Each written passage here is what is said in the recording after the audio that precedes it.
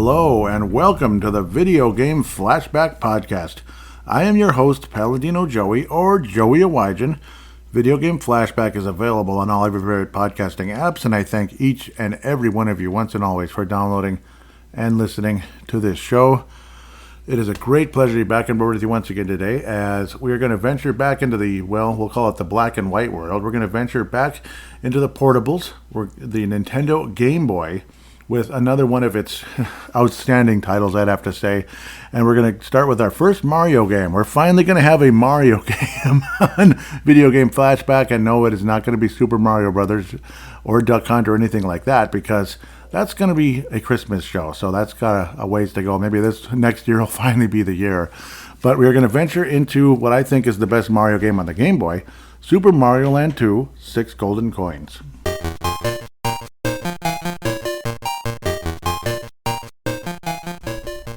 Well, I finally got that part out of the way, right? It took me about 10 minutes to tell you which game I'm going to review today, but, well, it's in the title anyway. So, yes, you figured that out already. But what a classic. Super Mario Land 2, 6 Golden Coins.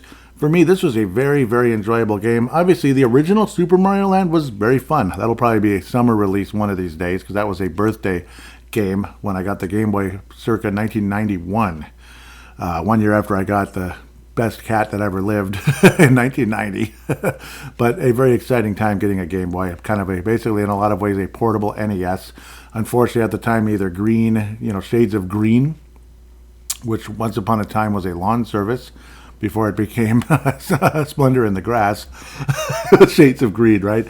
Then the Game Boy Pocket, it had more of a higher def, I guess, if you can call it that, black and white look, which is what regular Game Boy games look like in emulation. They kind of have that look. The green look is gone. And then, of course, the Game Boy Color. Unfortunately, Super Mario Land 2 never got to the Game Boy Color, but the Game Boy Pocket obviously made, regular Game Boy games look a little bit better. You could, see everything more definitively. Sometimes it's like, in the old Game Boy, the screen would look so faded at times you couldn't really, sometimes you couldn't see everything so great. So it was kind of funny, especially if you held it at an angle because of the different shades and such. But let's get off of that. Super Mario Land 2, again, referring to Wikipedia. Again, major citing Wikipedia. Really appreciate them so much. And we'll probably get to other websites as well. But Wikipedia is a nice place to start every time I do these. 1992, platform game developed and published by Nintendo for the Game Boy. It is the sequel to Super Mario Land. Though there's not really a whole lot of, in my opinion, storyline-wise, I don't think there's a whole lot of continuance to it, other than certain songs, we'll say. We'll get back to that. In Super Mario Land 2, the player assumes the role of the protagonist Mario, whose main objective is to reclaim his personal island, Mario Land. Isn't that cute? From the clutches of his greedy rival, Wario. The gameplay builds and expands on that of its precursor, with innovations carried over from Super Mario World. So yes, like I was saying before, this is probably the most similar, it's very similar to Super Mario World compared to, the other Mario games that are out there. It's the most similar. And it's like it's a Game Boy, obviously, downgraded version, that type of thing. But you have that overworld look, and you're kind of moving around and such. Mario 3 was more boxy looking, so to speak. Like the world was more boxy. You just go from this box to that box, level 3, level 4, level 5, level 6. Where this one, it's a little more artistic looking, kind of like Mario World, but unfortunately, no colors involved with this one. I'm not sure why they didn't re-release this on the Game Boy Color. They probably should have. I don't know why they didn't.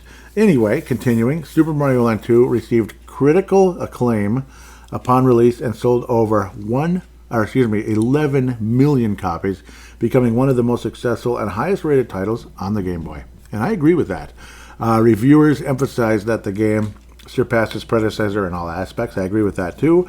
Super Mario Land 2 marks the debut appearance of Wario. Yes, this is the first time you hear of Wario, who would become a prominent character in the Super Mario series as the anti-hero of several games. Yep, he's basically like the evil, villain. Like in Darkwing Duck, there's Negaduck, He was like it was a great series of episodes where it's a nega, like negative, or Negaduck, it was the evil version of Darkwing Duck, basically, and he was a powerful leader.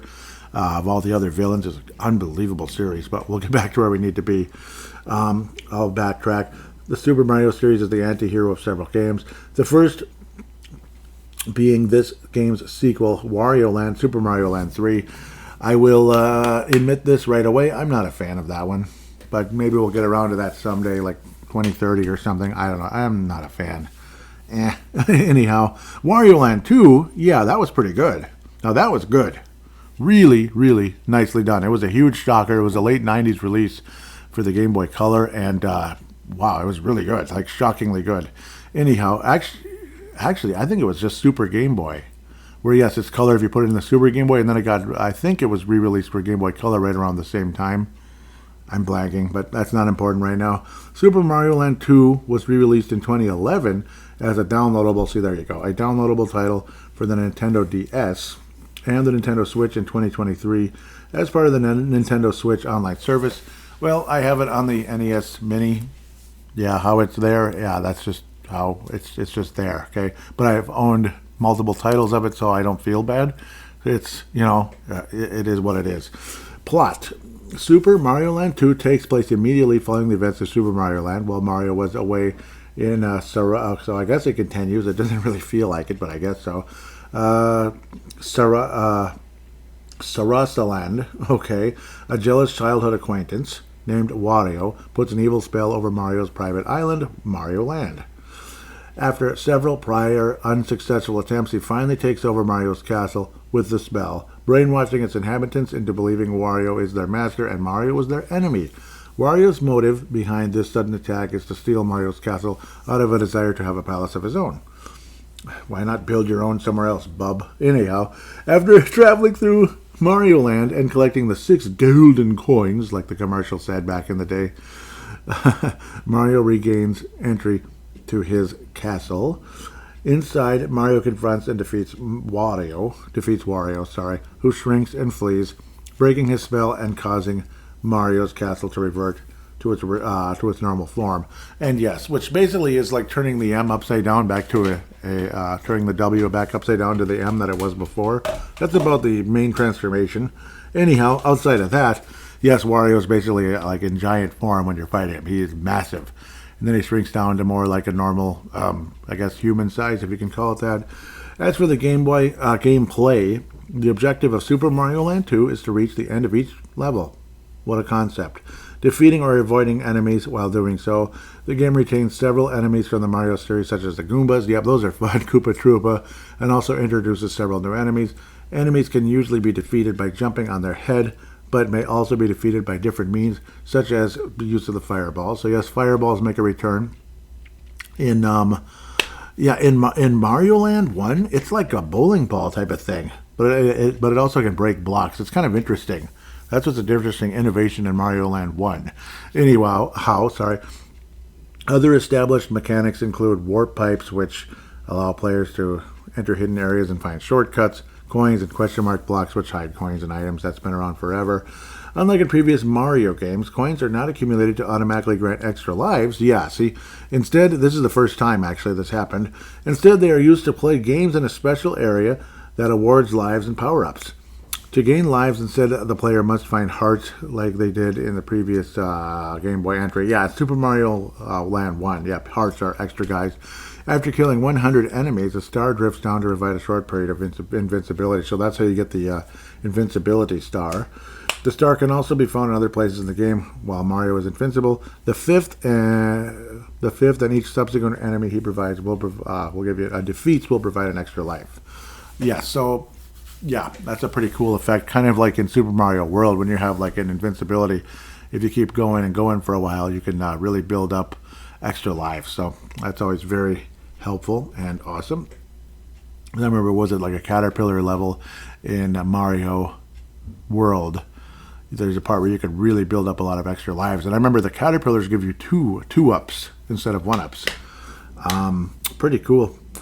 While its predecessor was similar to the original Super Mario Bros., Super Mario Land 2 it has more in common with Super Mario 3 and Super Mario World. There is an overworld map. The player is no longer restricted to moving only right in a stage. Yep, so that's always nice. Many stages contain higher and lower areas instead of entire stages at a single level. and any stage except for the introductory stage and boss level can be replayed multiple times. Yep, so you can maybe power up or something, if there's like a power up there right away. But you can play other levels multiple times, which obviously in Mario 1 that was unheard of. In Mario 2 as well. Even in Mario 3, once you beat a level, it's over. So that's like Mario World right there. At the end of a level, there is a door that must be touched to clear a level. In addition, there is also a bell high above the door, which, if touched, activates a mini-game where the player can try to get either a power-up or one-ups. The game saves the player's progress after beating a stage, being the first Mario game released on a portable system to have a save feature. Yeah, so like automatically saves, which is pretty cool. There are 32 levels in total, based on several different themed zones. There are also secret levels that can be accessed by finding alternative exits, kind of like Mario World. Yep. Once a player clears or loses a life in the secret levels, they are returned to the level where the secret exit was found. Yeah, which is unfortunate. Each zone has its own boss, which must be defeated to get the 6 golden coins. Yep, so like the crow character or like owl character in 3 Zone and such. Yeah, 3 Zone is one of my favorites. We'll get back to that in a moment. If the player loses all Mario lives, all the coins are retrieved and returned to the bosses. Oh boy, that sucks. Which must be defeated again to retrieve the coins. From the beginning of the game, the player may choose to complete the zones in any order. Yep, so there's no, it's not linear like other, even Super Mario World, it's pretty linear. So once you beat the boss, then you go to the next area. Where this one, you can go to any of them. You can go to Mario Zone, Tree Zone, Pumpkin Zone. Yes, there's a Pumpkin Zone, which is very autumn-like. Tree Zone makes you think of spring and such. That's one of the levels that makes me want to play this game. There's also a drill effect, like when you push down. If you can break through blocks if you're like a larger version of Mario, like Super Mario or whatever. So it's pretty cool. Mario Land 2 features 3 returning power-ups: the Super Mushroom, Fire Flower, and Starman. The Super Mushroom increases Mario's size. Big surprise there. Fire Flower gives you extra fire flowers. The Starman is that, this and that. There's also a carrot though, which kind of has a it turns Mario into like a bunny shape, bunny Mario. So that's really weird, but I guess that's another reason to play this game in the springtime, which is again like a spring feature, kind of like an Easterish type of game, you could say. So carrots. So now it's 3 different versions of like a flying Mario type of thing, where which is funny. Yeah, it's really interesting. Super Mario 3 had the leaf, which turns you into a raccoonish Mario, where you can use the tail to fly. Super Mario World has feathers, which somehow turn you into like a super duper Mario. I don't know. Well, it's a Super Mario with a cape, like a caped Mario, superhero Mario, whatever you want to call him. Where you can float or fly with that. And this one, it's the rabbit ears when you're Bunny Mario. Isn't that weird? It's freaking weird. Bunny Mario can jump higher, jump repeatedly by holding down the jump button, and descend slowly using his ears. Yep, so like you're floating, basically, kind of descending downward, just like with the raccoon and even the raccoon tail in 3 and the cape in 4 and World. Pardon me. Upon collecting the golden coins, Mario's Palace is unlocked, where Mario must fight Wario in the castle and the throne room. To defeat Wario, Mario must jump on his head 3 times. How original. A process that must subsequently be repeated in 2 additional rooms where Wario used power-ups identical to Mario. Yep, so like the final form is when he has firepower. He's like a super-sized kind of guy. That's really tough. So, yeah, that's the final form of the big guy named Wario. As for all of this, obviously there's the regular American box art in the Game Boy. The developers, Nintendo R&D1, publisher Nintendo, directors Hiroji Kayotake, sorry, not Kyotek, and Tahekito Hosokawa, sorry, Gunbai Yakoe is the producer, programmer Takahiro Harada, and Yuzuru Agawa. Sorry, my apologies. Artists Hiroji Kayotake and Takahiko Hosokawa and Makoto Kano. Those are the artists. Composer, Kazumi Totaka, not too hard. Series Super Mario. Platforms, Game Boy. Platforms, Game Boy. That's it. And then, of course, obviously the re-releases later on, and those newer, downloads on the Nintendo DS, and of course the what do they call that thing? Yeah, 3DS part. I mean, not just the DS. Yep. And of course the Nintendo Switch in 2023.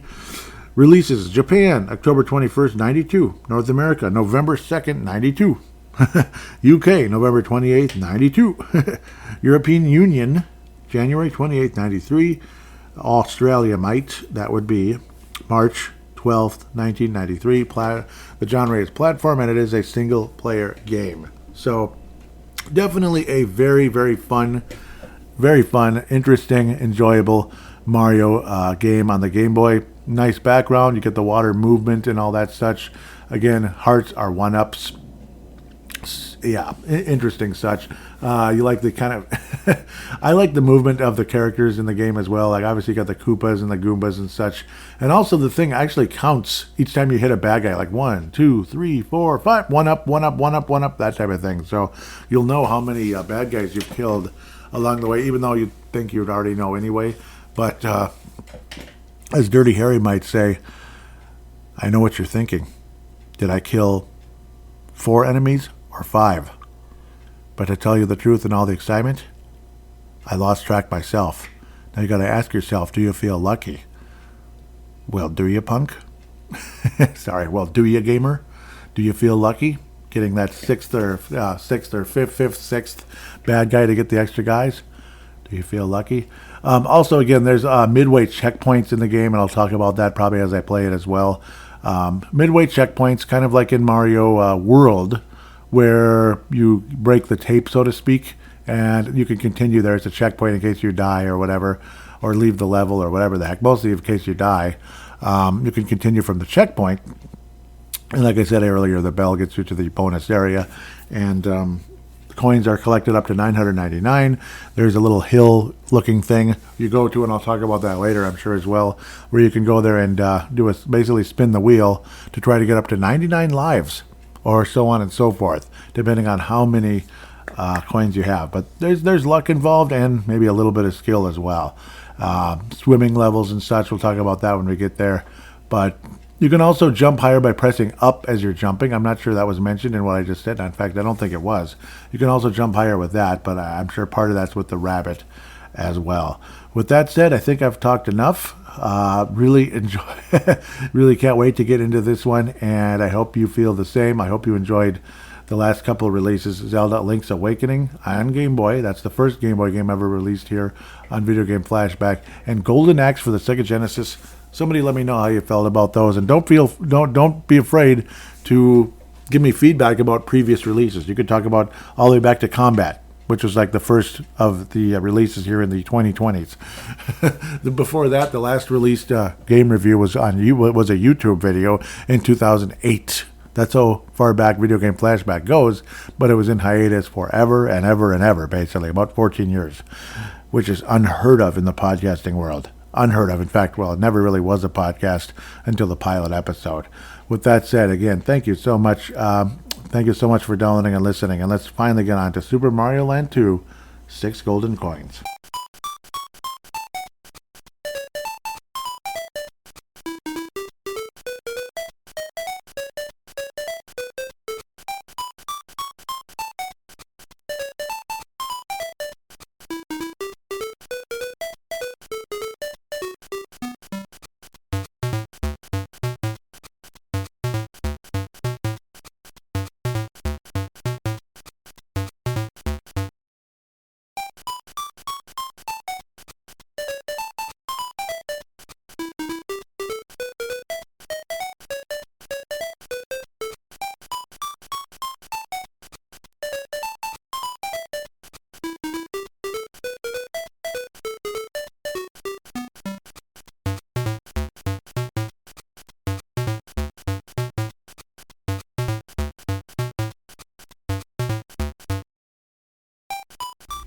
All right, let's get this party started. So you're going to start off with 3 pipes, A, B, and C.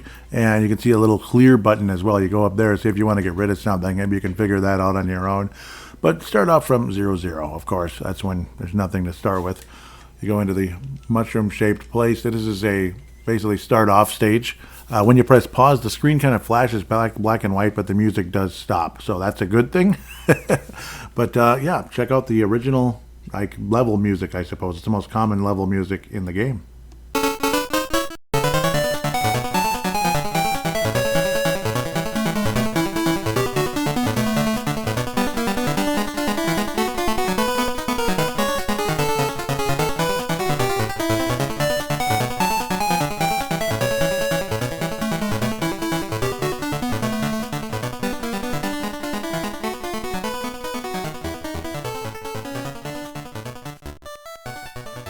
Pretty much right away you feel like you're playing a Mario game, you know, even all the coins and such. So it's a great vibe to this game. The pipes, the movement going in and through the pipes is a lot of fun as well. The movement is actually pretty nice. Again, not a very complicated first level, so pretty much work your way through that, and then you can get into the regular levels. At the end of the day, you'll also notice the game, it's just a very upbeat game, isn't it? Like the level music and such, and just kind of the whole vibe to it. Very upbeat, so that's another reason to really like the game. Again, the fire flowers do not make, well, they make certain blocks go away. Pardon me, good thing I said that at the right place, right time. The blocks that look like they have little eyes, kind of, those go away with fire shots. For the regular looking blocks, you can power through those when you're at least the size of Super Mario by pressing down as you're jumping. Obviously, again, usually the bonus stage or bonus game area is higher than the regular door. So if you can reach it, try to get it, try to figure it out. The first one's pretty self-explanatory. There's also multiple versions of little mini games, like the little hand thing like you might have had at Perkins. Yep, there's like 3-up possibilities, carrots and fire flowers. I try to get the 3-ups if I can, but sometimes you just can't. So it's all about timing it. Well, in this case, I went from a fire flower to another fire flower, but that's how that goes. Now we actually get to the real level, and you get to hear the overworld music. Well, actually, I played, I guess, already. So the little hill or mound looking thing that you can go into, that's where the major gambling area is with your coins. Well, it's not really gambling, but kind of trying to get, you know, big prizes and such. I often start off with tree zone. So basically kind of head up and to the left a bit, and you'll see what looks like a tree. Go inside, and you get to hear the cool song there.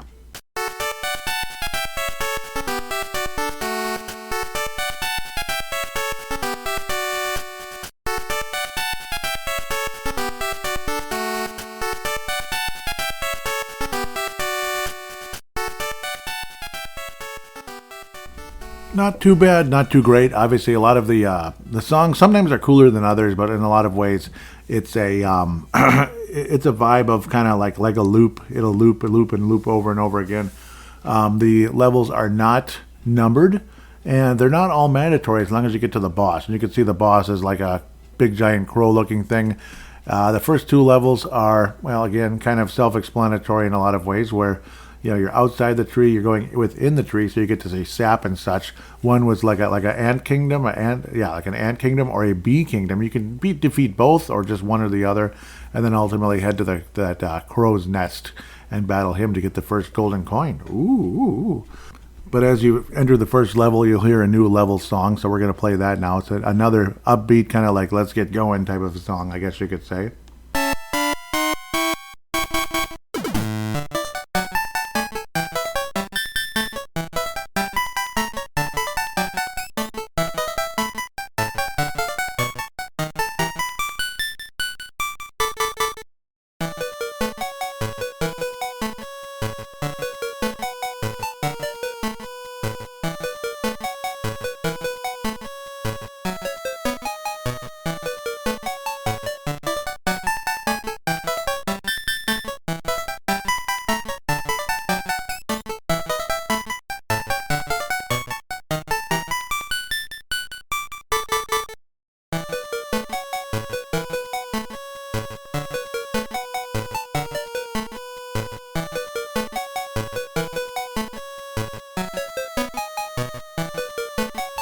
Have I mentioned I like the music in this game? I do. It's very, I don't know how to explain it. It's just nice. It's just nice, isn't it? I mean, it's kind of like Link's Awakening in a way where it's just better than it's better than you'd expect for a Game Boy game. It's chill, it's fun, but it is Super Mario Land 2, ladies and gentlemen. This isn't just some, fly-by-night series that came out of nowhere and never did anything. This is Mario Land 2.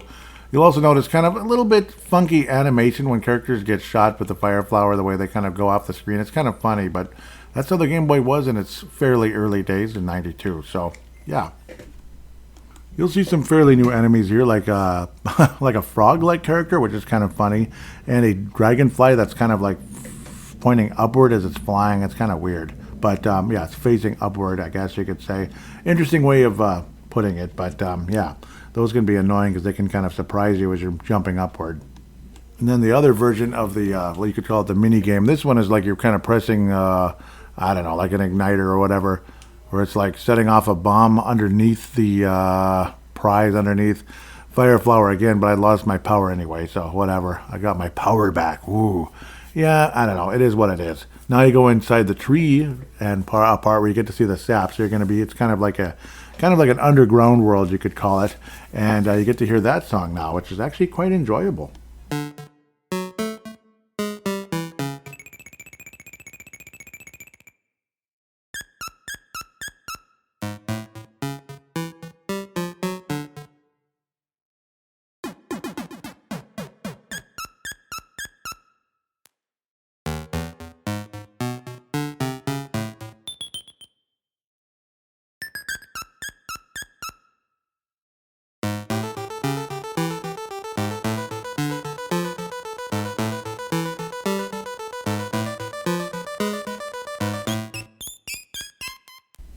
So the sap has kind of like a water effect. The tree sap, that's clearly what that is, tree sap. So treat it like as if you're swimming through water. You can kind of jump into it and such and kind of float around, but you will fall out eventually as you, grab onto the sap that is sticking away from the ceiling. It's interesting. It's a fun level. I like this level. It's very enjoyable. Not everybody likes it, but I certainly do.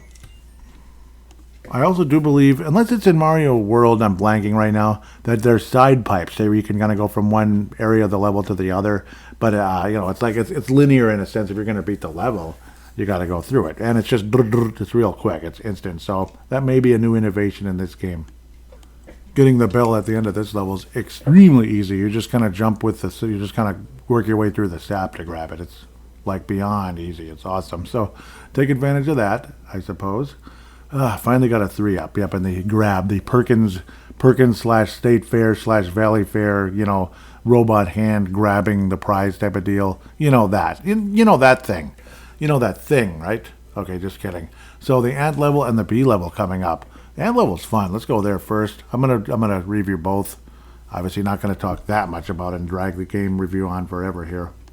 And no, I'm not going to play the same song over and over and over again for every time you go to a level, but I'll play it off and on certain, so it's not like completely invisible. This one you're kind of floating around on leaves and such, so yep. But it's a fun level for the most part, but there's definitely falling hazards and such. Yep, you seem to be there's definitely a nice supply of extra guys everywhere with hearts in a lot of these levels, so that certainly helps. This is one of those keep going up, up, up levels, and you might potentially fall down, down, down as well. Definitely where you could maybe save yourself, but you got to do like the whole level again, that type of deal. It's funny also watching the ants walk around so slowly. It's again, I don't know, it's just like a Game Boy speed thing. It's just, I don't know, it's not like Nintendo where it's slow motion. It's just how fast the character moves. It's kind of funny. And one of the most bizarre characters in the entire game are those flying beetle bug-looking things, whereas when you get close to them, they kind of fly away at an angle, and you could never really hit them, except maybe if you have fire flower, or, fireballs, whatever. Otherwise, I don't understand the point of those. It's weird. They just kind of fly away. I've never understood that one. It's a mystery to me, and I don't know, it like eats at me every time I play this game. And unless you got one in the, the random, robot hand game, bonus game, this is the first level you can get a carrot during the course of the level. It's between two boxes. It's between them. It's an invisible box, that type of thing. Or sometimes that happens in Mario games, and you can float across picking up coins and such, getting to the next set of leaves. It's fun. It's fun. The game's more fun when you have the rabbit ears. The game just feels so much easier when you have those, but obviously you can still screw up like a million times over. Plus, in the bonus game, what if you end up grabbing the fire flower accidentally? It's like, ah, man. But, oh well. Luckily, I got the 3 up again. I'm just dominating, eh? Dominating, baby. We're going to go to the beehive next. Isn't that fun? I do believe that will be a new song, so we're going to get ready to go for that one. I call it the submarine song because it's kind of an indoor level, but not like a... It's like indoors, but not like undergroundish, like the other one.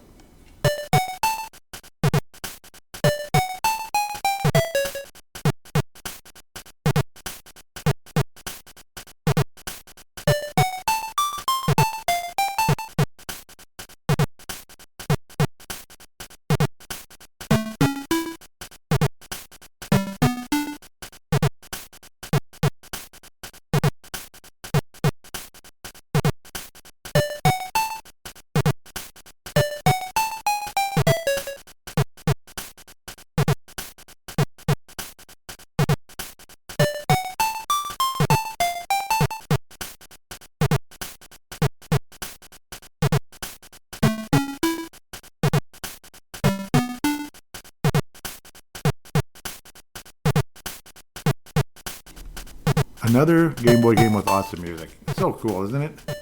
I picked 2 of the absolute best Game Boy games when it music wise and such. It's tempting to take the fire flower. I'm gonna stick with the rabbit ears. It's up to you what you want to do. This might be a better level with the fire flower, with all the baddies coming around. You know, the bees that come out. You can still stomp on their head in real life. I guess you could if you're wearing shoes. If not, you'd get stung and stuff. But I believe there's also skeleton type bees that come out. So again, the animation's kind of funny. Oh, it's just oddly slower than you'd expect, say like in an NES game. It's weird. Then you have this harmless little wimpy little, I guess they're bee larvae. They're not caterpillars. You might think they are. That's bee larvae. That's mean. You're stomping on bee larvae. They don't even get to get born. That's naughty. So we can't say this is the most environmentally friendly game that way. We're killing bee larvae. That's kind of naughty. I mean, but, well, I think I've repeated myself enough. Keep playing. Watch out for a character that you can... there's characters, I know there's ants later on that have a similar effect, where you can tell they're meaner than others. It looks like a bee larva type character with an angry face. You walk up to it, the spikes are going to come out. You could probably see that coming because, you can kind of see... As you get to the end of the level, it's another very, very easy goal. What do they call that? The bell. Because there's just an invisible block, like slightly below the other one, like to an angle a little bit closer to the left. It's not complicated at all to figure out. And there you go. You get some free, another free item of some sorts. And then we get to head to the boss level next. Let me just tell you, this is a wonderful level to have the rabbit ears. Holy cow. Holy cow. Whether you're trying to get better reception on your old TV or it's Easter or both, which it's basically Easter-ish as I'm recording this. Easter-ish. It's not quite Easter at the moment that I'm recording this particular segment, but you get the idea. It's springish. It's springish and it's the most adorable thing ever. What's up with this one-way tube crap? But, okay, why do they do that? I have no idea, just to be jerks.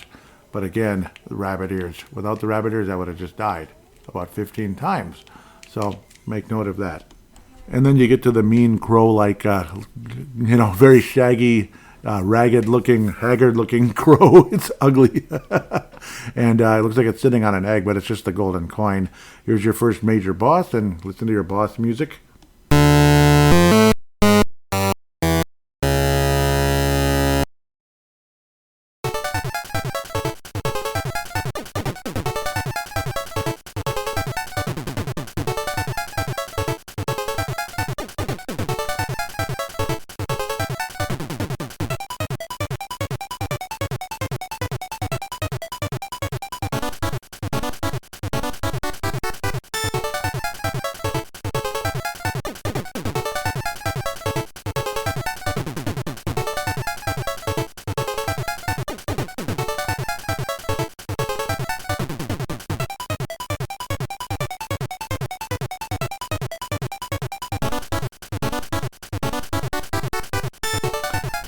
like most bosses in this game, you just kind of wait for the opportunity to bounce on their head, and that's about it. So it's kind of simple and basic. But certain bosses later on are much harder than this guy. This guy is just kind of up and down, and you just hit him on his way up. Like, wow, that's so hard. It's just so hard, I'm going to cry. But then when you do say goodbye to him, you get the victory music, and you get to hear the golden coin and all that cute stuff. It's nice.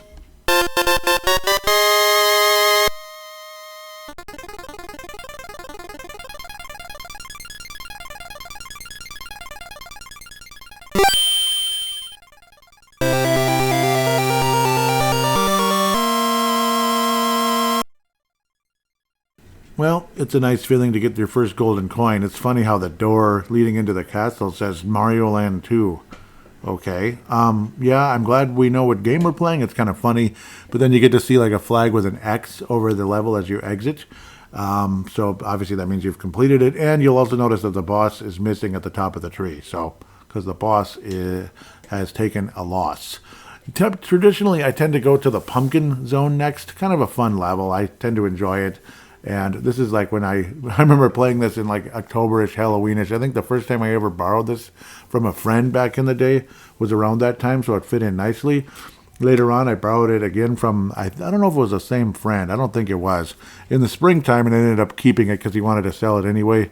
So that's what kind of attracted me to playing this game. Traditionally around, yeah, you know, like springtime, March, April-ish. Yeah, so that's why we're recording it around March, April-ish. It's all about me, damn it. No, it's not. But Pumpkin Zone, here we go.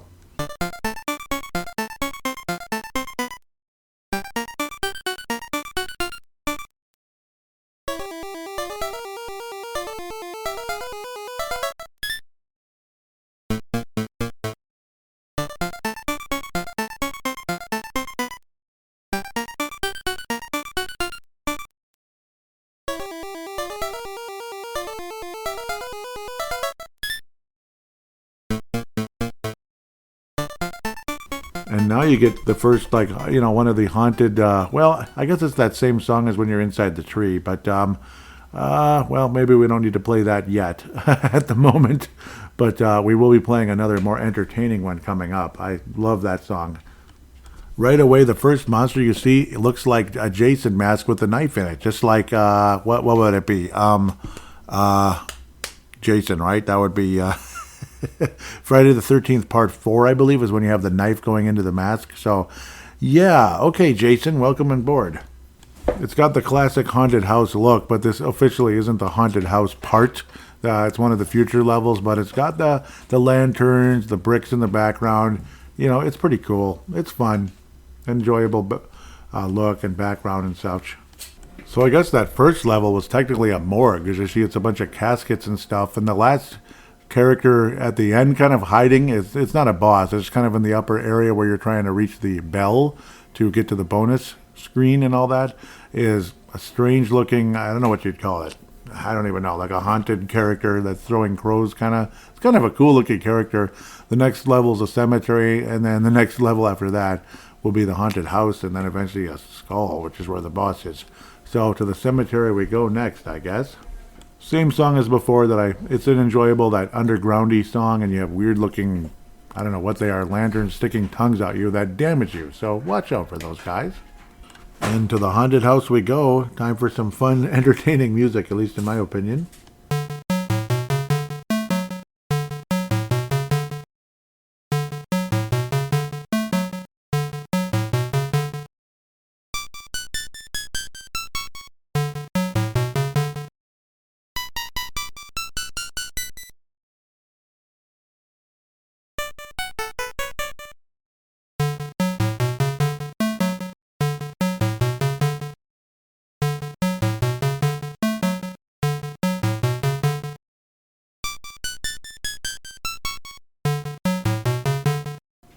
Isn't that fun? I like that song. It's like a remix of something in Mario Land, if I remember correctly. I believe that's when you go underground in that one. And you have ghostly Goombas. Goombas, pretty much stay away from those. The fire flower doesn't work, and I don't think you can stomp on them either. I'm not going to even take my chance from what I remember. I remember getting mad at those in the past. So, a Goomba ghost, that's new. That was never in any Mario game in the past. Remember, you had zombie Koopas in Mario World. Now you have Ghost, whatever they're called. Ghost Goombas, Goomba Ghosts. Say that fast 3 times. Goomba Ghost, Goomba Ghost, Goomba Ghost. Okay. I guess I can do it. I don't know. And it's confirmed you cannot step on the Goomba Ghosts or Ghost Goombas or Goomba Ghosts. You can't step on them either. They're pretty much immortal unless you have a star. Wonderful. You also have disappearing and reappearing blocks, which is okay. You can step on invisible blocks, so that's good. But they appear and disappear. It makes it a little challenging, but it's not that hard if you can just kind of pay attention. That kind of thing. Okay, it's not that easy, but it's not that hard either. And of course, you have the shy ghost deal that are in Mario World. You look at them, they don't want to approach you. You look away, they approach you. It's pretty much it. And the level's over, and you're very happy, and you go to the boss, the final level again, which apparently is a witch. Ooh. First, though, backtracking to the haunted house, there is a secret exit. Basically, so when you get the carrot, try to stay as high as you can. And no, I don't mean on drugs or anything. Just try to stay high as you can and work your way across, without getting hit if you can. Eventually, you'll get to a door with a star above it. That is a special ending, so to speak. And you can go to a secret stage outside. So, yeah, it's important that I mention this kind of stuff because what kind of game review is it if I don't? There's another ending as well, special exit from the the graveyard as well. Pretty much similar where you want to get as high as possible to find it. That type of deal. So, yeah. As for that special stage, it looks a lot like Mario 1 in a lot of ways with the mushroom-like platforms. Like World 1-3 and Mario 1, that kind of thing.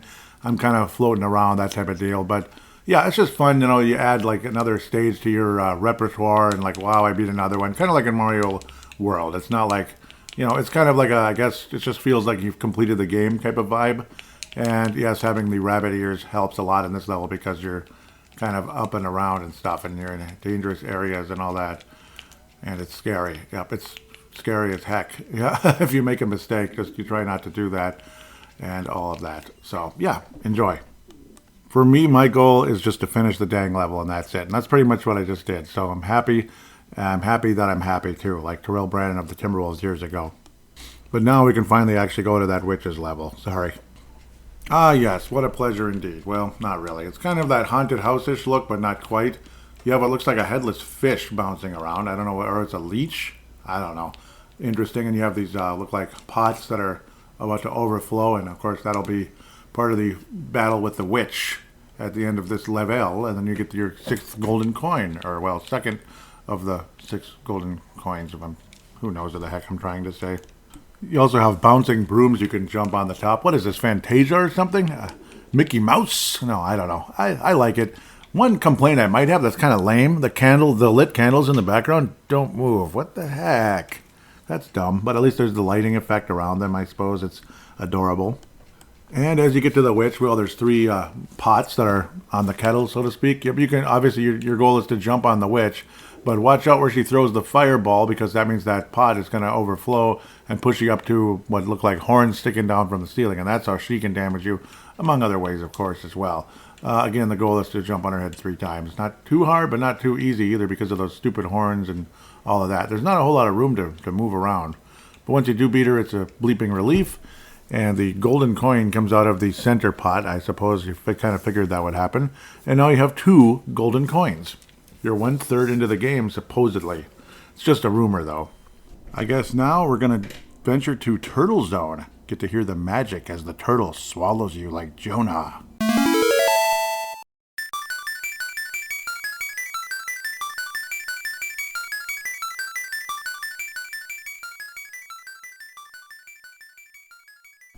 Ah, what a peaceful place. So now we're underwater, I guess, in a turtle. Somehow this giant turtle swallowed a whale and what looks like half of a submarine. But first of all, you're going to be kind of hanging out in an area that looks kind of like underneath an island and around an island. So there's 3 levels.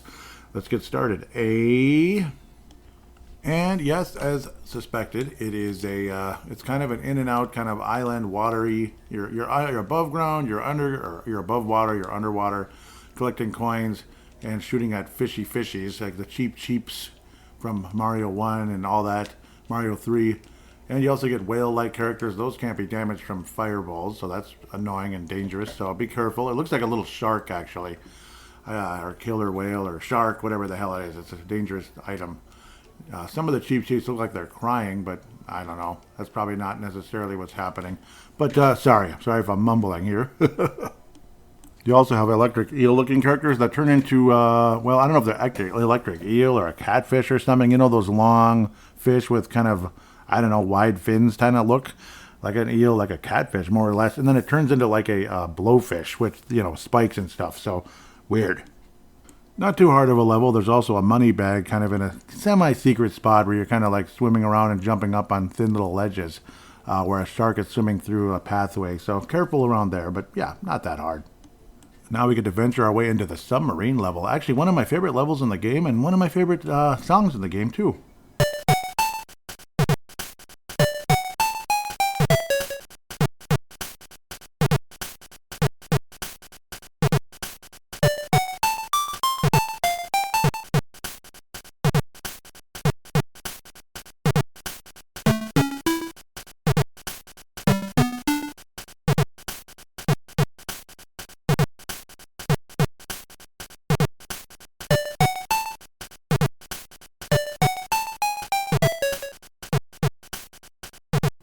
On a very weird side note, there's a house like where I grew up, like in the neighborhood where my parents still live and all that. I always think of this song when I see the house because it kind of has a submarine-ish look, like it's got those small little round windows or square windows, I guess, but they're small, and it's kind of long. It's kind of a long house, and it's got those little windows kind of going along the way. It just makes me think of this song and this level. It's kind of funny. So this is one of the more memorable levels in the game, in my opinion. You get fish bones, which are indestructible. How annoying, but I guess they are. And the sharks are indestructible as well, unless you have like a Starman or something along those likes. You also have the sea urchin type things, which are, about what you expect from other Mario games or any game, really. Giant bullet bills. Ugh, annoying. So it's not like it's an easy level, but it's kind of fun and it's memorable, I guess, in its own way. Yeah, in its own way. Ugh, I just got hit point blank by a bullet bill. Good job, Joe. Good job, man. After a while, you will feel the levels a little bit on the tedious side. Again, it's memorable, but it just kind of keeps going and going and going and going. And yeah, exactly. And let me tell you, this level is extremely stingy with power-ups. Like, what's up with that?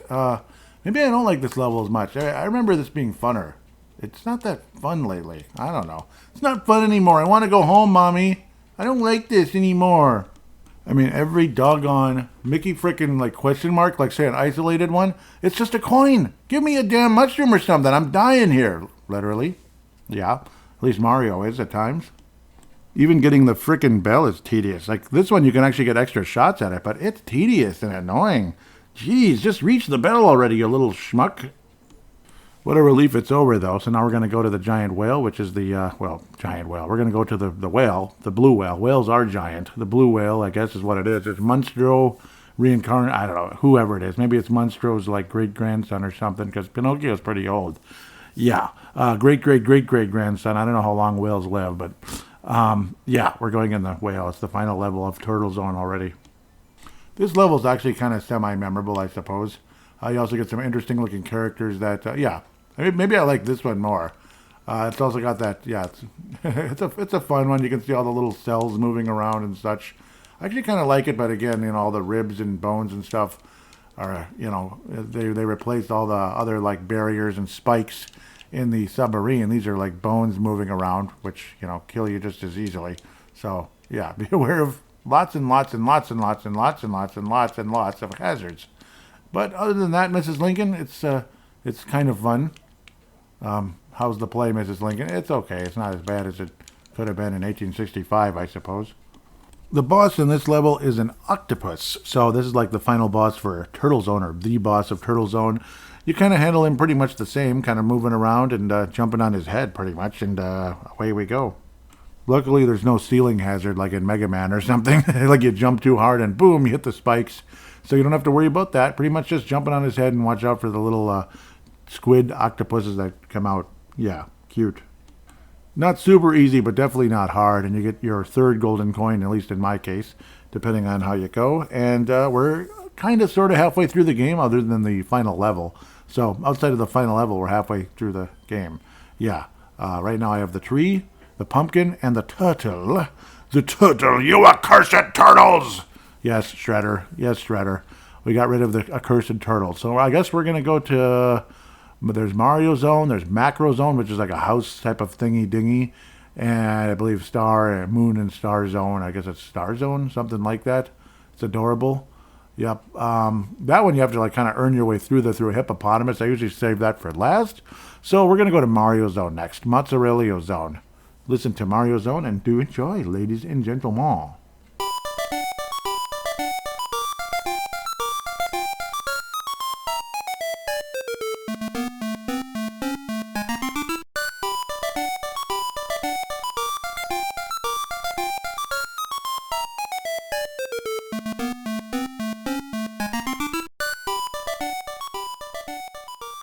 Ah, yes, Mario Zone. Looks kind of like a Pinocchio, like a wooden figurine, or like a Nutcracker, or a Mr. Potato Head, Mr. Mario Head. Whatever he looks like, that's pretty much it. The levels look kind of, I don't know, like a lot of machinic kind of stuff on the inside. But yeah, not too bad. Kind of fun, kind of cute, I guess. Obviously, this Mario figurine is a machine of some sort, so yeah, that's why you have a lot of little gears and stuff, or should we say very large gears.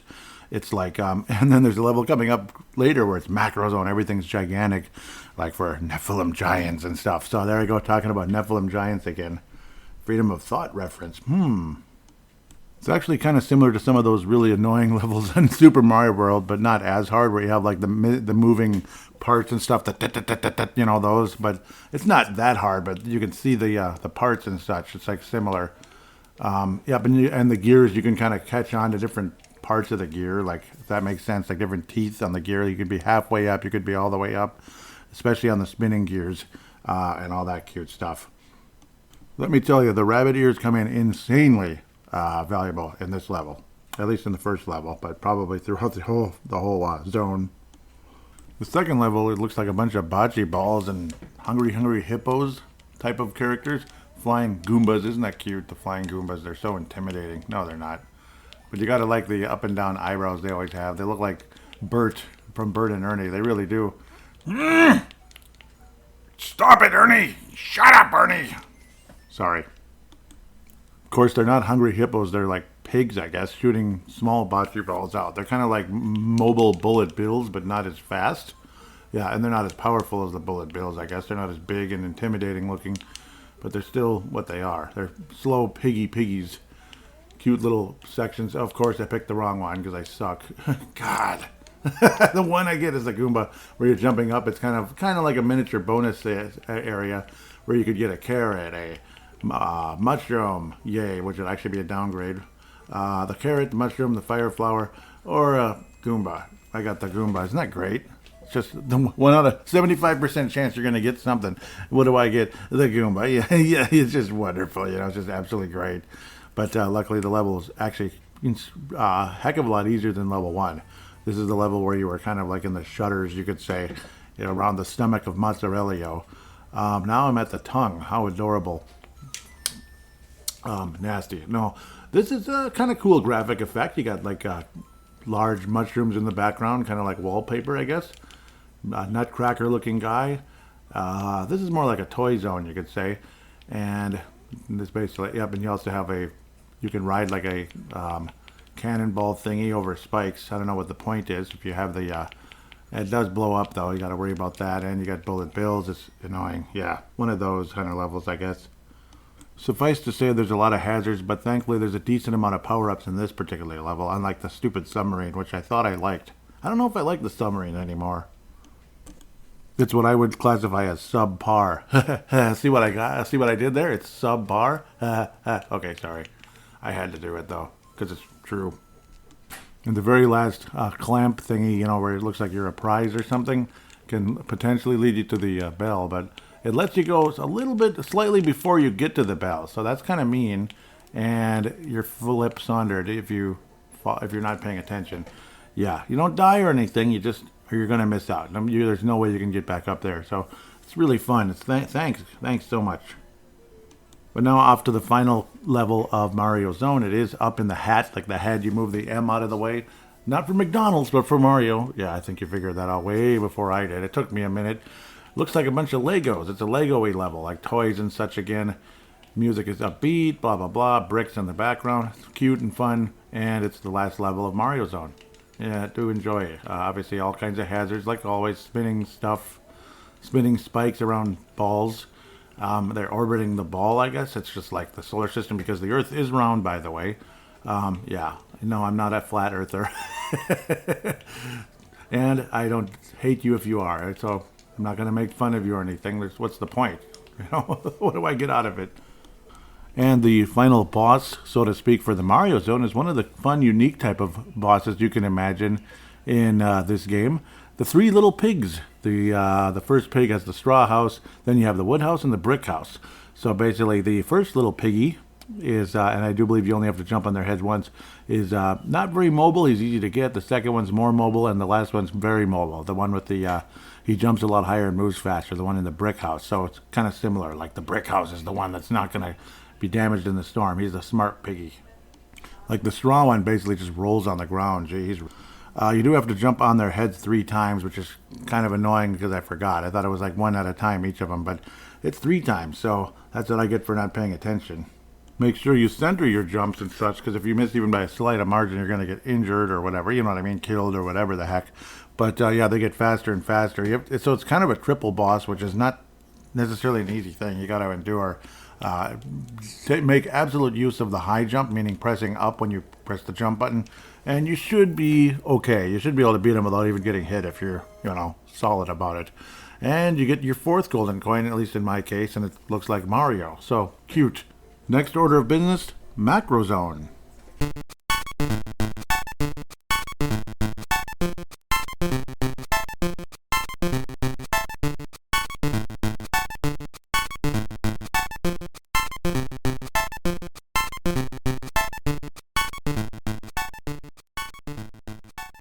Well, Macro Zone it is. I don't know if Nephilim giants used to live here or what, but looks like it. Oh, the ants are awfully large too, but I suppose you have the ants in the tree zone as well. Nothing super exciting about this level necessarily, just there's a number of levels and such. So, and watch out for the ants that have spikes. You can kind of see them. They walk very slowly, and then as you get close to them, the spikes come out. So do not jump on those. It's the way it is. Fudge knucking. They're so annoying to deal with. Another level where the rabbit ears come in pretty handy. No doubt about it. And not just to adjust the reception on your television back in those days. But, yeah, no, the rabbit ears come in very handy. Hope to God you don't get hit or anything stupid like that. Because you'll be saying a word that rhymes with hit if you do. You'll also say that if you accidentally grab the fire flower in the little prize deck at the end. Because it takes the banana ear, or the banana ears, the rabbit ears away, and you end up with fire flowers. Ah, well. But away we go to the next level, I guess. Thankfully, the next level reeks of more traditional Super Mario Brothers, with, the ants instead of Goombas and the piranha plants coming out of the pipes. So fire flowers actually come in probably more handy in this level anyway, so I guess I don't need to complain all too much until I bump into the stupid piranha plant because I just slipped. How cute of me, huh? As you get to the end, you get those mysterious cicada-like bugs that you can't hit. They fly away before you can hit them. I don't know. I guess you can hit them if you have fire flower, but maybe you don't have to anyway, because they don't really damage you, and it's always a relief to get through the level, of course. The next level is kind of inside the house and all that. It's okay. It's not that bad. It's not that good. It's not too exciting, but I can imagine rabbit ears coming in handy here, and it sure appears to be. Lots of little Goombas and traditional Mario stuff, I guess. You have like I guess you can call it a, I don't even remember what we call those darn things, those moving platforms, I guess. It's not, what the heck do they call it? Escalator. Yeah, it's an escalator, but it doesn't go up. It's just, a flat escalator, like at the airport type of thing, where it just shows the arrows. Nothing's moving, it's just the arrows are pointing a certain way. So look at it in that sense. I know, it's terrific play-by-play conversation here. Well, I suppose I could do a Kevin Harlan when you jump and you land on, like a turtle or a Goomba. Up high, down hard! They call that the high hard one! Yeah, well, that's when you stomp on bad guys. So if Kevin Harlan was calling Mario. Well, he's playing Mario and calling the game as he's playing it, or calling it for someone else as they're playing it. That's probably about what it would sound like. Unfortunately, there's no googly oogly oogly baby or anything like that. But I know, sorry, that's a local reference to the old days of the Minnesota Timberwolves. This level reeks of secrets. Like there's a secret exit. I'm not sure if I'm going to find it though anytime soon. Then as you get further in the level, there's those hard to reach jump areas where you gotta, without hitting the ceiling type of thing. It's kind of like a brick house, bricks. Kind of looks like a cellar or something, or like a incinerator, like from the old days type of thing. But yeah, hard to reach jumps and such. Where angry video game nerd would have a field day with that. This bleeping jump, and you can just walk over it and all that kind of stuff.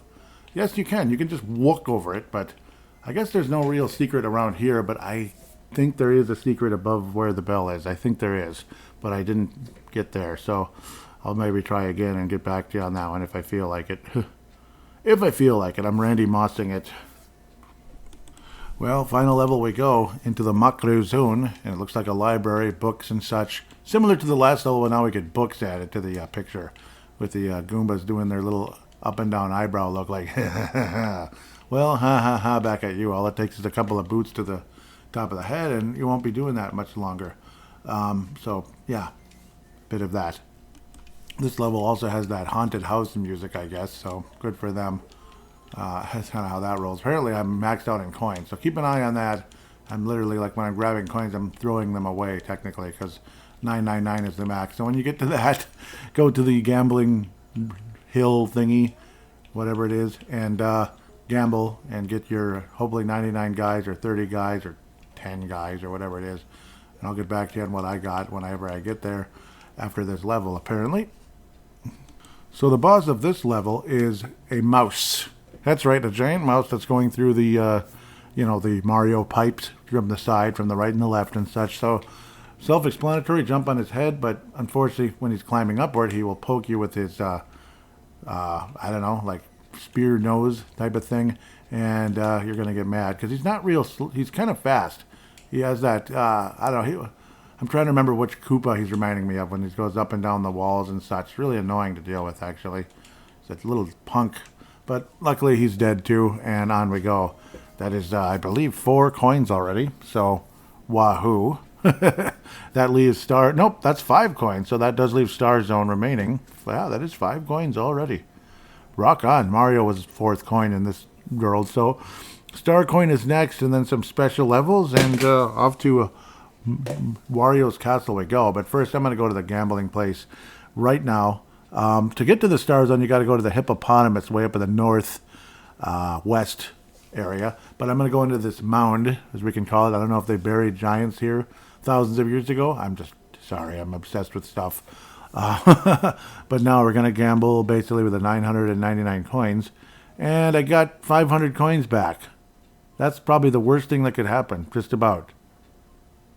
Wow, that's great. That's just wonderful. I didn't even know you could do that. I thought it was like 20 guys. That's not great, but oh well, it's better than nothing. I got 500 coins back. So basically I just threw away, 499. Just threw them in the garbage. That's just absolutely exquisite. Like, great job, Joey. I feel so proud of myself right now. I couldn't even tell you. So way up we go to the stupid hippo thing. Not hungry hippo, but stupid hippo. We can start there and continue on to the final levels of the game, I guess. Well, the star zone anyway.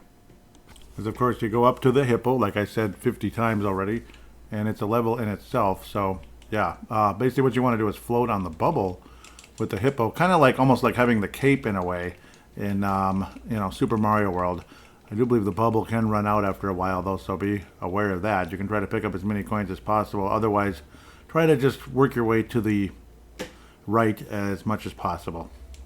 Of course, there are many hazards along the way that will try to burst your bubble, but the level's not too hard at all. You get to the goal, you get to the, the bell and everything, to get to the extra, stage where you could try to get some extra power-ups and stuff. I've gone through this routine about 50 times already.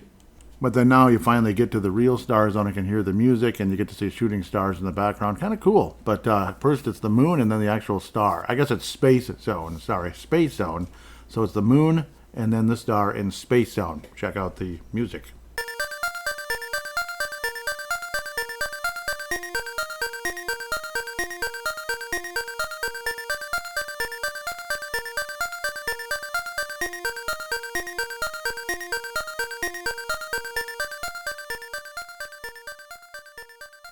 As Charlie Brown once said, I'm going to kick that football clear to the moon. Well, I don't see the football or anything. Of course, the gravity is less here. You can jump and kind of really go for a while. The music is adorable in this level. Maybe I can play it.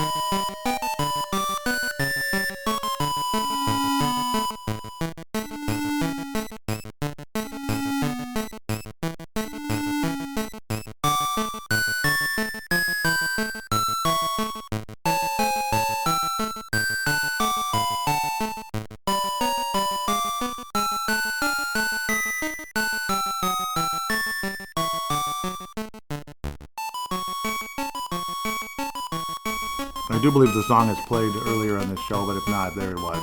So sometimes, I don't know, maybe not. But yeah, it's entertaining. There's all different ways to get hurt, of course. And you want to balance yourself.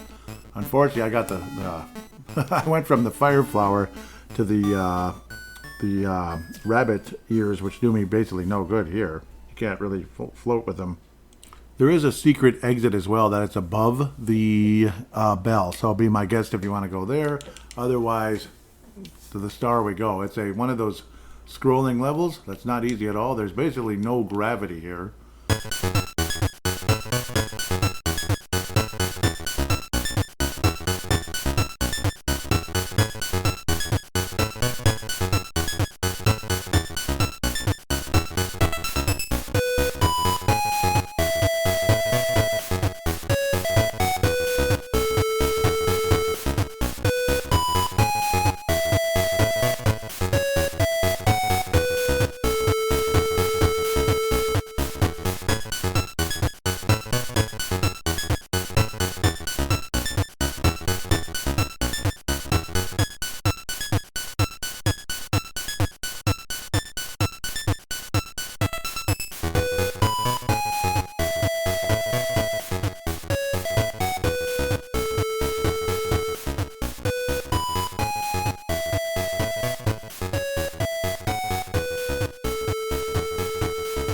But you don't float, yeah, there pretty much is no gravity here. You're walking on a star, I guess, and then there's other tiny stars that can kill you, either standing in place or floating up and down. So, interesting level, definitely not easy by any by any realm of imagination, that's for sure. You literally float by pressing the A button, like you jump, but you kind of stay jumping, so to speak, and you can kind of jump in air, sort of, so to speak, again. So yeah, that's the kind of level it is. It's actually one of the more annoying levels probably in the entire game, because it just feels like it goes on forever and ever and ever, and eventually you make a mistake, and then guess what, now you get to do the whole damn level over again. So yeah, be aware of that. And once you finally reach the wall at the end, by the grace of God, there is a power-up before you go in the tube. And what do you think's in the tube? The boss for the whole level. So, yeah. This one is, it's the it's the final boss from Super Mario Land 1, reincarnated, or whatever. He's just back. And this guy's not easy at all. You got to really time your moves and such. He's got multiple attacks. So, yeah, not easy. Like a high and low attack, and the low attack shoots up to get you. He's not an easy guy. I remember really getting frustrated with this SOB. You have to actually wait for him to come down, too. That's the really annoying part. You can't just, go up and hit him, you know what I mean? Yeah, so, yeah, really fun stuff. The cool part is, though, you can hit him 3 times in a row if you're patient as he's coming back up. So that's when he goes from super hard to not too hard at all. You get your 6th golden coin, so now the door is going to open. Rock and roll. If you want to look for any other special exits again, be my guest for some special zones and such. There is one in the moon, The basically it's like a third level, basically above the like the bonus area. Otherwise, I guess that's pretty much it. And off to off to Wario's castle / Mario's castle we go. Maybe try to get a power up in the hill. You know, the big hill where you can get power ups and such. Maybe try to go there quick. And yeah, you don't want to go there like a small little Mario. You really don't. One way or another, it's Wario's castle. You get to hear the intro song and then the actual level. Ooh, good times.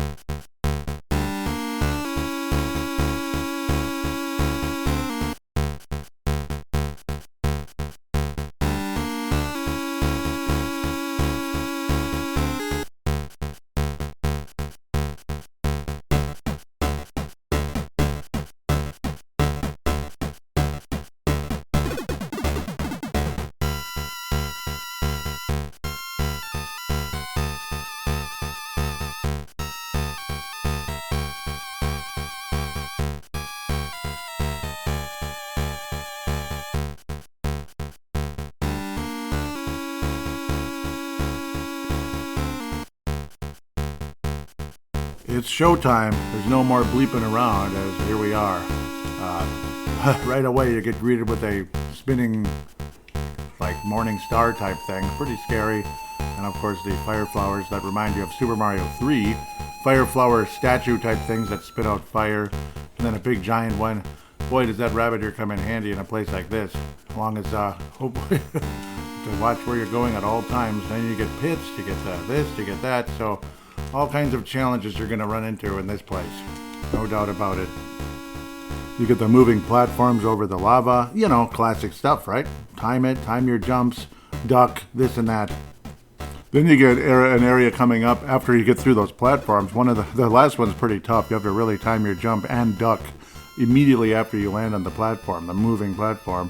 And then you get to an area where there's switches on the ground, so try to avoid them if you can. Otherwise you get Wario fists coming down to smash you. Good stuff. The whole trick with the switches, though, it's basically 2 spaces before where the Wario thing would come down and punch you, basically. So yeah, try to jump over it and you'll avoid it. Then you get the disintegrating skulls. That's always wonderful as you have to kind of move quickly, obviously, as well. Then you get the rising platforms as well. That when you can see spikes on the ceiling, you just know that's what's happening. And then you get a guy that looks kind of like, I don't know, the bad guy in, like the bad circle smiley face thingy in Berserk.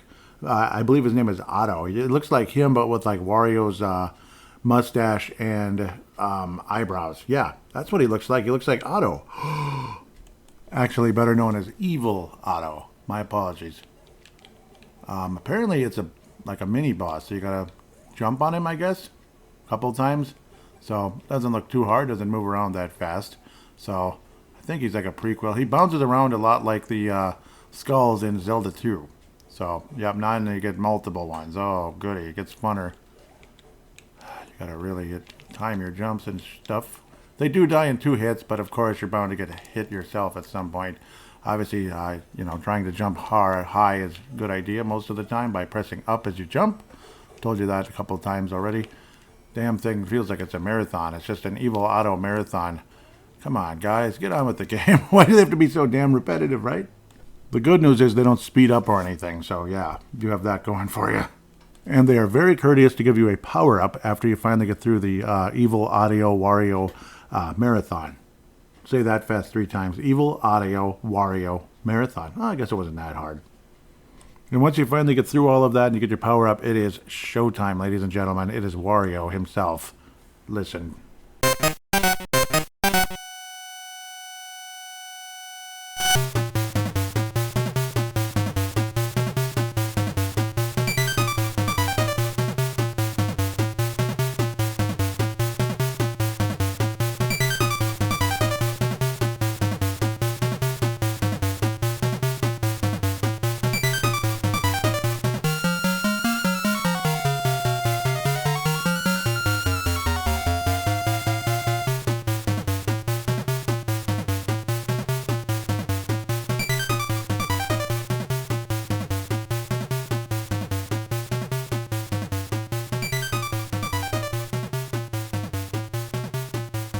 Battle has begunnest.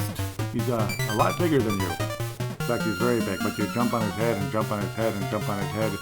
He also does the Roy Koopa effect, where when he hits the ground, he makes everything shake because he's a big son of a bitch. Also makes chandeliers come down and smash on you, or lights from the ceiling, or whatever they are. I guess chandeliers are lights from the ceiling. Unfortunately, he does it in multiple forms. He's not dead after 3 hits. So he goes to the next room. You do get a power-up because they're very nice and courteous. I do appreciate that. Now you get the meaner version where now he has the, So it's kind of repetitious, similar battles, but with different abilities now. Now Wario will have the rabbit ears. Yes, he's going to be watching some TV old-fashioned style with the rabbit ears.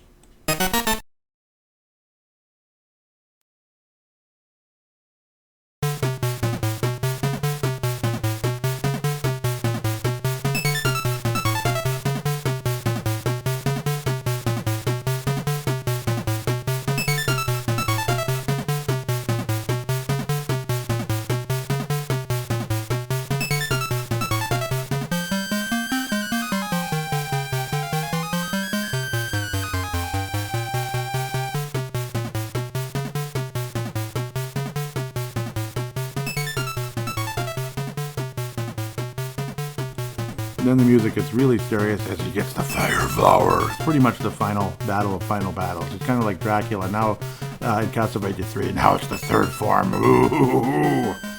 You know what really super duper sucks about this game? Every time you die, you go back to the entrance. That is bullshit. I know it's not a really long level, but you go all the way back to the beginning. As AVGN might say, assholes. What assholes?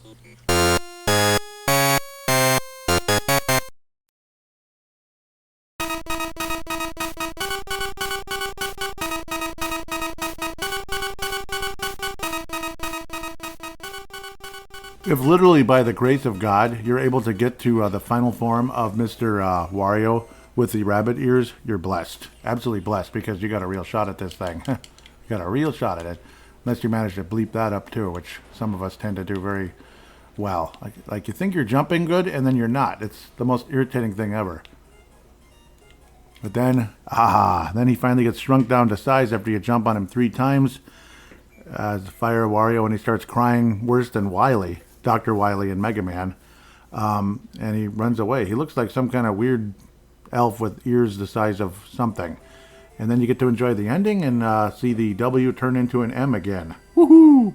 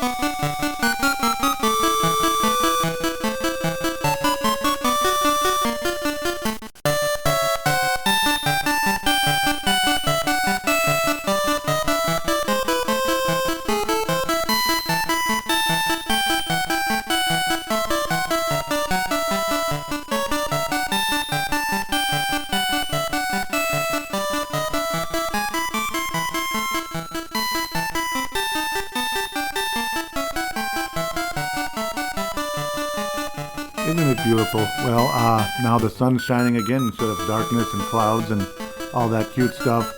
And they say, thank you, Mario. Your quest is over. As there isn't too much of an ending to this one from what I remember correctly.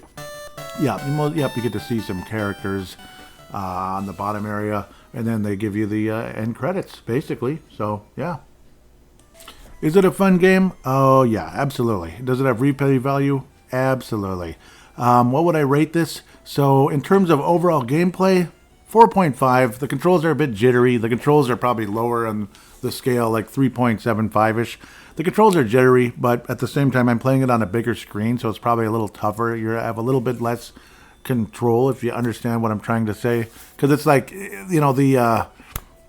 how do I even explain it? It's kind of like, again, the range of size, basically. It's like different than, like, say, playing a Nintendo or Super Nintendo game, especially on a bigger screen.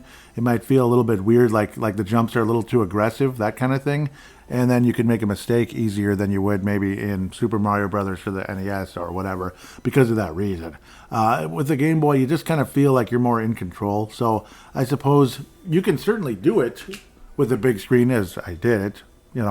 I did it. The last level's a million times harder than anything else you're going to play in the whole game. I mean, it's not even close, especially because there's no checkpoint. You get all the way to the final form of Wario, and you die, you don't get to fight it again. You got to go all the way through the stupid thing again. It's ridiculous. Once the end credits, they start running out of names. Well, no, yeah, you start. I guess the names are still there, but you get to see some, some characters, some bad guys and such. Hiro Yamada, I like that name. It's a mix of Japanese and American names, I guess, as they say. Special thanks. Mary Kokoma, that sounds more like a Latino. And then Wario is looking all happy with his weird eyes. I guess you could call it a lazy eye. One's lower than the other. So Wario has lazy eye. Yes, Nintendo did make the game. Yes, thank you. Mario Land 2. And there's Wario giving a thumbs up, like maybe he's happier now. But he's still big, so he isn't sad and depressed because he got beat by Mario. Thanks to a decent game player like myself or you, who are probably better at it than I am, more than likely. But it's an enjoyable game, yes. Overall replay value, I'd say 5 or 4.75. Maybe you'd get frustrated with the stupid last level, so 4.75. Difficulty, yeah, I mean, it is, it's 4 until you get to the last level. Like the whole... Otherwise, the difficulty is probably more like a 3 until you get to the final level. That's what brings it up to a 4. Graphics, pretty good for a Game Boy game, obviously. The music is outstanding. I'd say 5. I'd say it's a 5. I know you might think, really? Yeah, it's a 5. For a Game Boy game, it's really good. Very enjoyable music on this one. A very, very, very worthwhile game that I think is something you should absolutely get, or obviously emulate. I know maybe I shouldn't encourage people to do emulation, but people do it, so it is what it is. And of course you can purchase it on the Nintendo store, which might be the more appropriate way to go about things, this or that. But I don't know, it's a 30-year-old game. Maybe you should. I mean, I don't feel as guilty with the idea of possibly emulating it and putting it on an NES Mini, or obviously if you can pick it up off of eBay or something, that's not the worst thing in the world.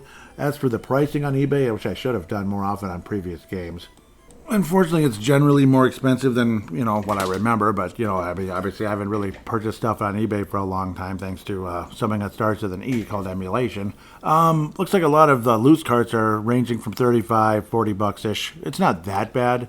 Wow, there's one that's a decent deal here, I think. But I guess it's it's like a newer version. Game Boy Color Advance. Oh, that's kind of nice. I never saw that version. Huh. Interesting. Maybe it's like a remake or something, but it does say licensed by Nintendo. $28.97 for shipping of only $2.95. Well, yeah, you might want to go for that one. There's a few here, $15.49, but yeah, the cartridge is busted up, but it works. It works. So, yeah.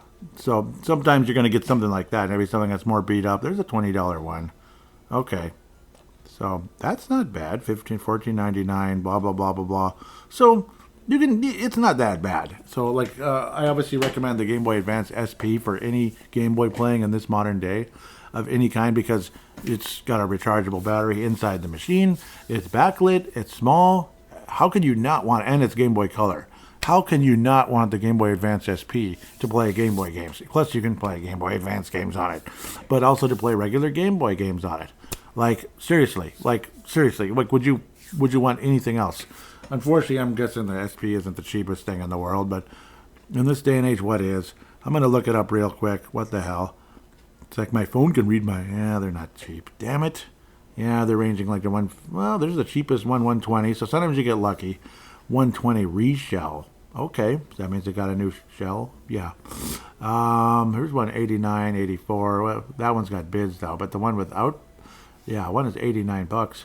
That's not bad. So, okay, you're looking at maybe a hundo-ish, a hundo plus, generally speaking, $100 plus for a Game Boy Advance SP. But it's a worthwhile investment if you want to actually play real Game Boy games on an authentic system and be portable and blah blah blah. I mean, that's your best way to go, in my humble opinion, for Zelda or whatever.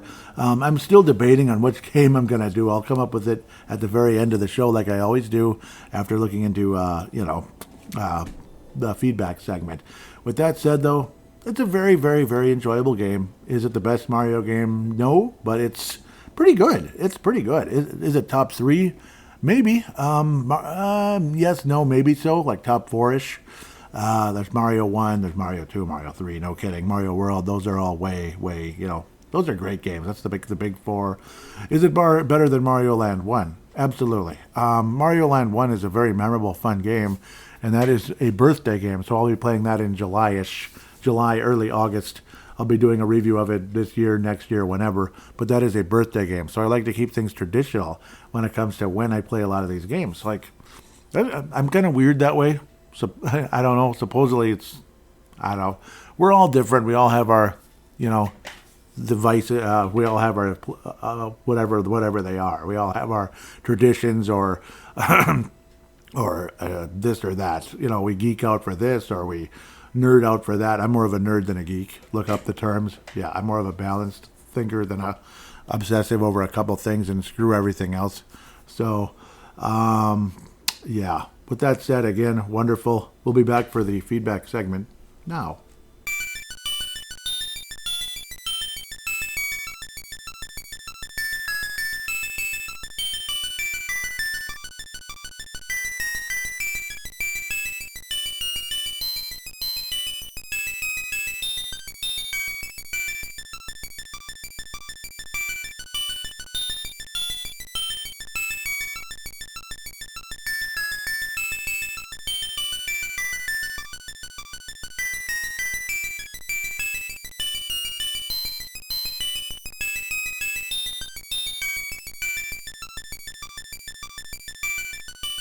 And we are back here on Video Game Flashback, looking at feedback, but, well, I'm ashamed to say there isn't really any feedback on this one for some reason. I'm not sure what it is. Do people not play Game Boy much? I don't know. Like, a lot of people had Game Boy, a lot of people didn't have Game Boy.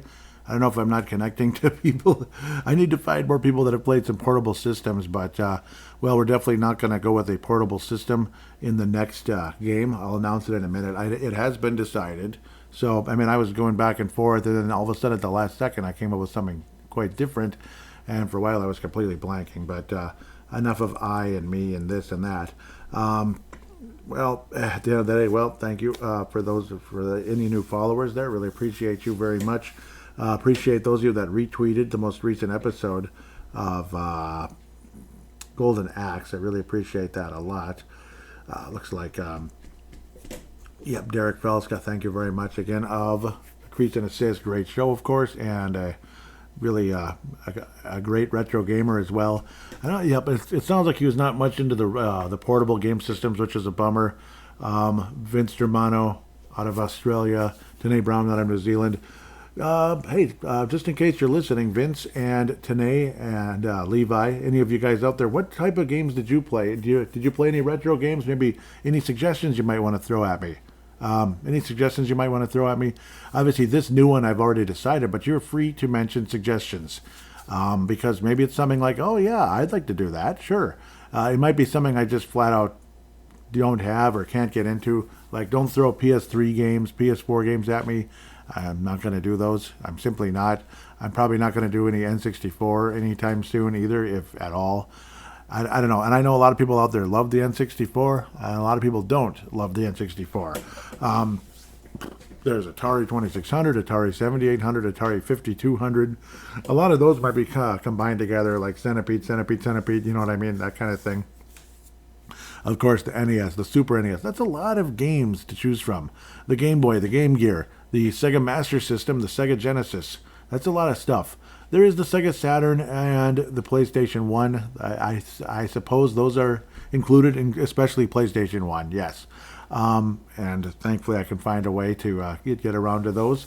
Especially certain ones like Jumping Flash. I think that one should be on the list. I'm possibly going to schedule that for January next year. Because I always see that as like a January kind of game. Then there's like summery type games. Oftentimes, if we get into the heat of summer, I'm probably going to go with, like the arcade, like summer arcade. Like last year was the Summer of Bugs, Centipede and Millipede, Millipede and Centipede. There's also more bug games out there that I could get to one of these days, like Ladybugs. There's also like, Mouse Trap, games like that. So classic, ColecoVision and television and arcade type of games and Atari type of games like Berserk. Those are generally going to be summer type of games because summer I'm busier than ever, I guess. And it's like I could maybe come up with some shorties like that. Though I suppose a game like a certain one that I'm coming up with shortly as well. Also, it doesn't take all that long to do a review for because it's a game that I can, play fairly quickly. And it doesn't require a whole lot of time and dedication to not only review but to edit and produce as well. Some of these nice solid action games for 16-bit game systems and 8-bit game systems and such. So we're going back to Mickey Mouse again. Yep, Mickey Mouse is going to have his third game on this show, if you can believe it. Starting off with Mickey Mousecapade way back in, was it November 2022 when, I guess it was December, early December, late November 2022 when Video Game Flashback made its return. It was actually the very first outside of combat, it was the very first NES game ever reviewed on Video Game Flashback. And then I came out with a Sega Master System, Castle of Illusion, Mickey Mouse, or Castle of Illusion starring Mickey Mouse. I absolutely love that game, but unfortunately, that game got so little response, because not many people have played that version of it. It's like the downgraded version of the Genesis version of Mickey Mouse, Castle of Illusion, or whatever, however you say it. Castle of Illusion starring Mickey Mouse. Well, guess what? We're going to go to the Sega Genesis version of Castle of Illusion starring Mickey Mouse. That is going to be the next game. A lot of times I've been kind of going back and forth, like a late spring, early summer, or late summer, early fallish, like August, September-ish. August, September-ish, I might come up with something else. Who knows? But I'm going to go with the Sega Genesis version of Castle of Illusion starring Mickey Mouse. I'd been thinking about Who Framed Roger Rabbit on the NES. Anybody out there listening? You can go on Twitter /X at VGF_podcast or email paladinolive@yahoo.com. If you really would like me to review Who Framed Roger Rabbit coming up maybe as the next game or in the future, but if you really want it to be the next game or something, let me know. If you don't care less, well, whatever. It is what it is. But again, suggestions are welcome. It doesn't necessarily mean that's what I'm going to do next, but maybe in time. It could be the game after, or it could be right away, or it might be just something I'm just not going to get to. Like, say, Castlevania on the 64. I'm not doing Castlevania on the 64. E.T. on Atari? Yeah, I probably would do that one. That might be a nice summer game sometime. Maybe even this year. Who knows? Maybe you really want me to do E.T. on Atari. Huh? Like the AVGN. Oh, no, not that one. It didn't piss me off that much. It's not an easy game to play. It's a pain in the ass and stuff, but it's kind of fun and classic too.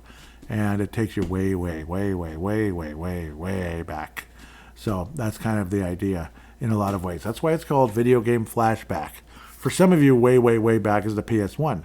For others, the Atari is taking you way, way, way, way back. Jumpman Jr., that's one I'd like to do in the summer one of these days. Like a June, July type of game. Jumpman Jr. on the Commodore 64. Exquisite. Wonderful game.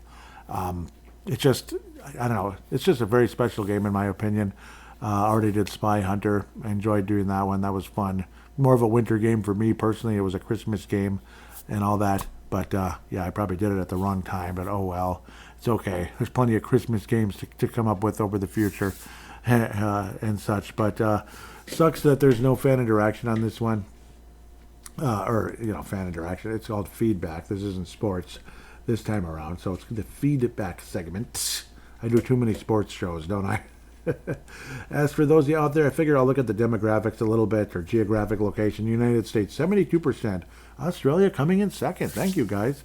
7%. Germany coming in third. Hesse, Germany, and North Rhine-Westphalia. So nice to introduce yourself sometime. I'd really appreciate it. It looks like a lot of you are using Spotify, so that's really nice. Thank you. Because Spotify can, the more Spotify listeners actually helps boost the show. Brazil also coming tied with Germany, Canada, United Kingdom, India, Sweden, Switzerland, Mexico, Italia. Yeah, well, Italy. Okay, United Arab Emirates. Interesting. The Netherlands and Denmark. So cool. Nice to know. But yep, Australia. What do we have? Victoria. That looks most likely Vince Germano, but maybe some others also. Yep. Thank you, Vince, in case you're listening. Western Australia. Yep. United States. Is Minnesota in first place? It is. Illinois is second, interestingly. I think it's Chicago, right? A lot of Chicagoans. I know there's a lot of gamers in Chicago. That's for sure. Chicago and Champaign, Illinois. Yeah, I've heard of Champaign, Illinois. Isn't that where the Fighting Illini play?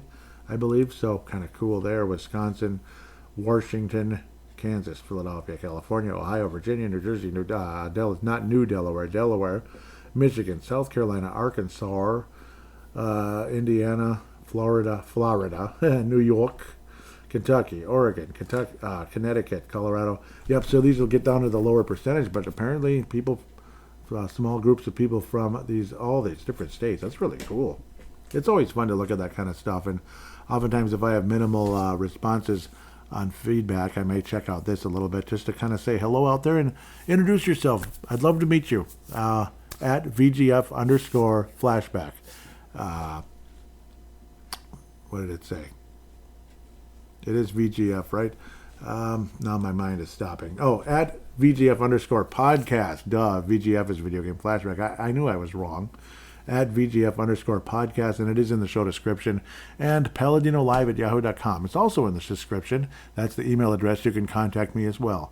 I'm not going to treat you like a lesser human being. In fact, I'm the lesser human being, frankly. I mean, think about it.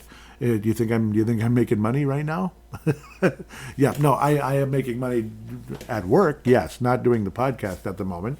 Hopefully someday, but I mean, that'll come when it comes. Lord willing, that type of thing. But yeah, please do interact with me.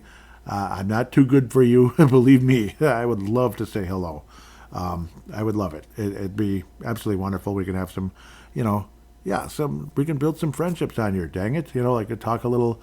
Maybe you're a Sega Master System kind of person. You're an NES. You just love the NES. I do too. Dang it, Game Boy, Genesis, this and that. If you're going to beat my head down about PS4, well, maybe I don't want to meet you for that. But but a lot of those older systems, yeah, let's have some fun. But Castle of Illusion is next. Sega Genesis. Until next time, take care and stay retro.